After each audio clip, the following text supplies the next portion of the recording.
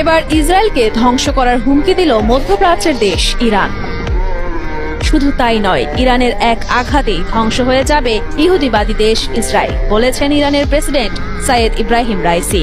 তিনি আরো বলেন, ইহুদিবাদী ইসরায়েল যদি ইরানে কোনো ধরনের আগ্রাসন চালায় তাহলে এটি হবে ইসরায়েলের শেষ ভুল। কারণ হিসাবে তিনি বলেন, ইরানের পাল্টা হামলায় পৃথিবীর বুকে টিকে থাকার সামর্থ্য থাকবে না ইসরায়েলের।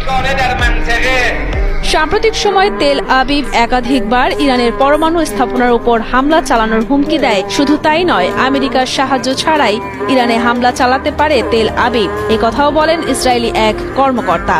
এর জবাবে ইরানের প্রেসিডেন্ট রাইসি ইসরায়েলকে এই হুঁশিয়ারি উচ্চারণ করেছেন।